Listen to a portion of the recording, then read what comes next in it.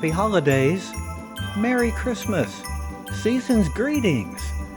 Do those words sound innocent to you? Well, don't be misled. These may be fighting words for some during this holiday season. December and January are full of religious festivals across the world, and in our diverse society, the person you may meet on the street may not be celebrating like you do. OMG. Yes, pun intended. What do we say in a diverse society to greet one another without starting a riot? Hi friends, I'm Larry Payne, your host of Tracks for the Journey.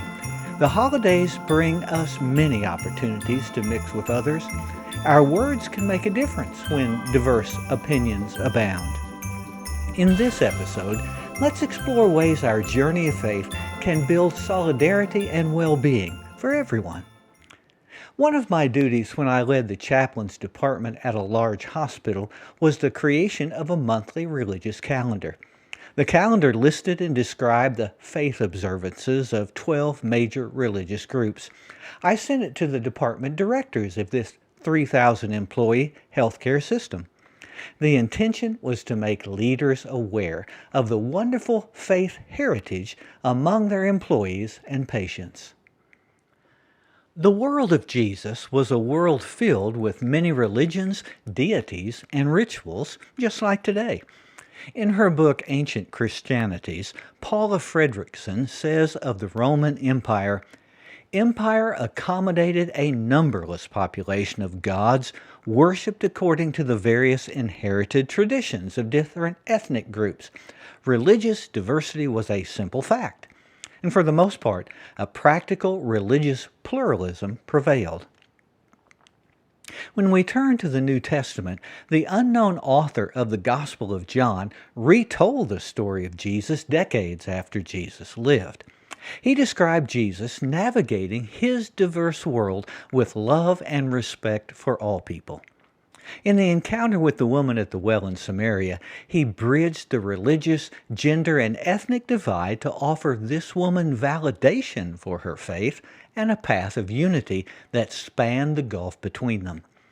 In the first verse of the Gospel, the author continues linking this attitude to the nature of God. He wrote of the divine Logos, the Word, touching all people.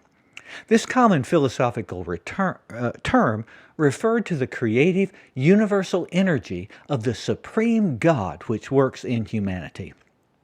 So, the Gospel of John begins by recognizing that every person is enlivened by the same energy that brought Jesus to that first century world.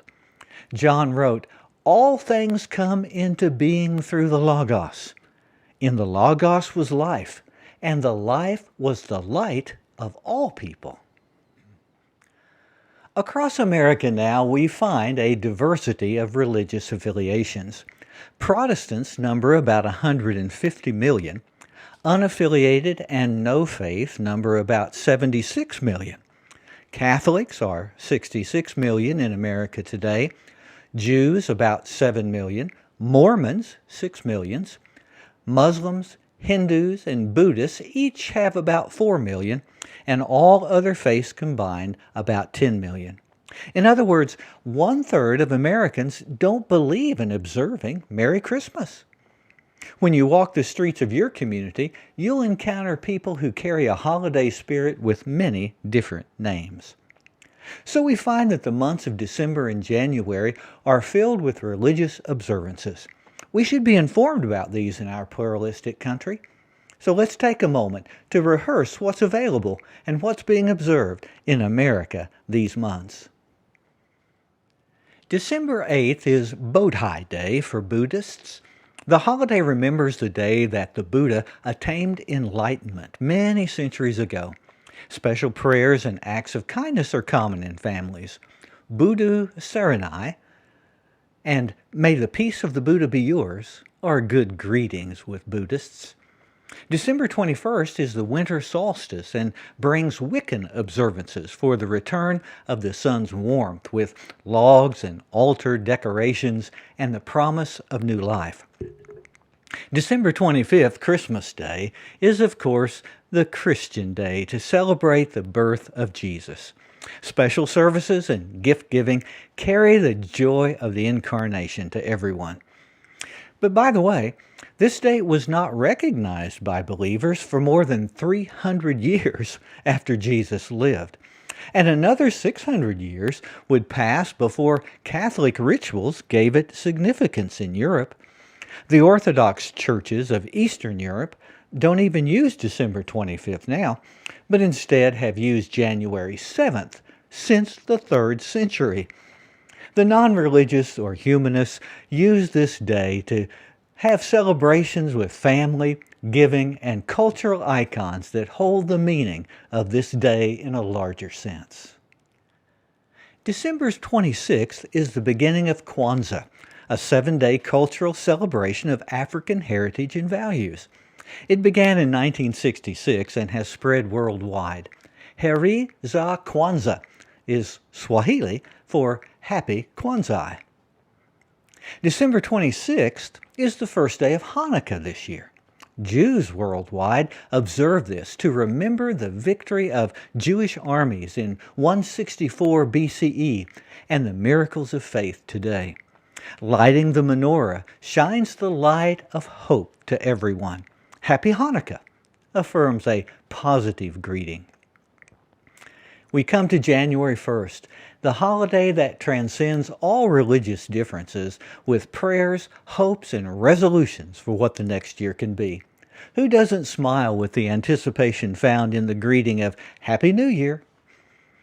January 14th is the Hindu celebration of Pongal, representing gratitude for the sun god ending the winter season and bringing new growth.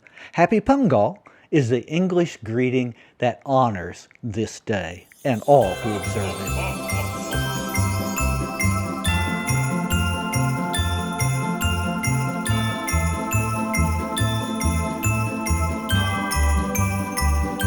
Not everyone is comfortable with honoring the faith of others.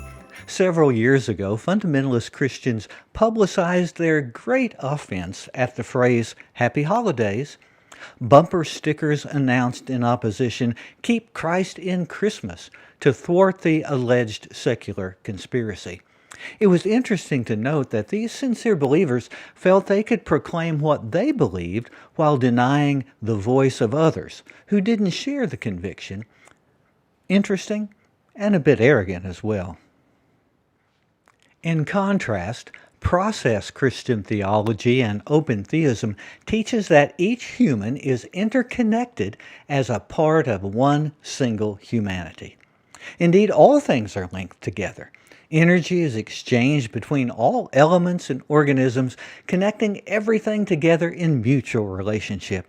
Life is a relational matrix of interdependent entities, organisms, and social connections that shape every experience. And God is a part of this universal network.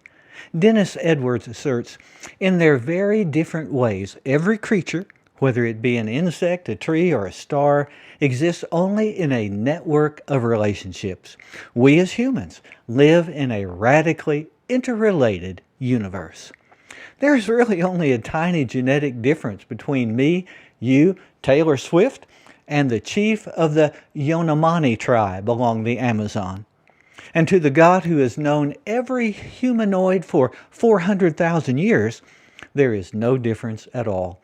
We are one, connected in a solidarity that cannot be denied. Even more exciting, God has been communicating love to billions of humans around the planet for all these millennia. In response to God, untold numbers of languages have spoken some name for the divine.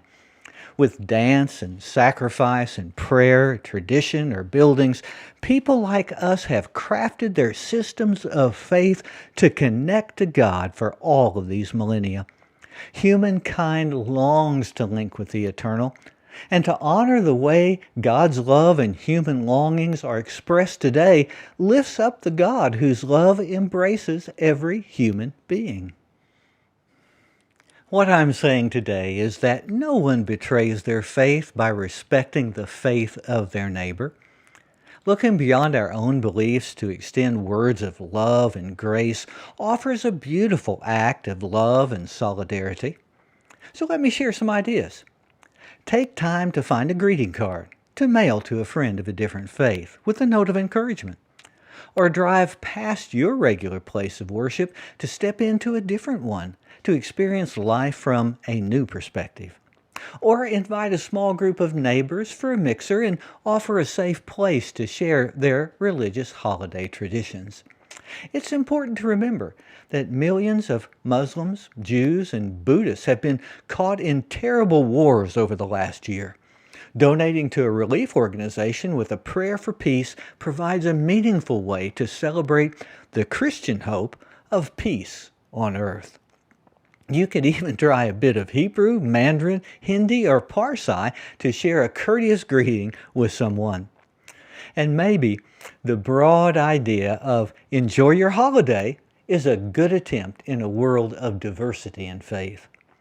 I guarantee our coworkers, neighbors, and relatives have their personal opinions of faith that are different than ours. Acting in love, humility, and respect is always the best way to honor the God who loves all people. Love transcends all the religious diversity in a universal language. So I would say, enjoy your holiday, everyone.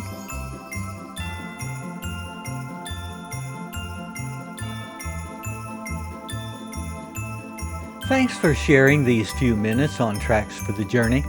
You can find more resources and subscribe to the newsletter on my website, tracksforthejourney.com.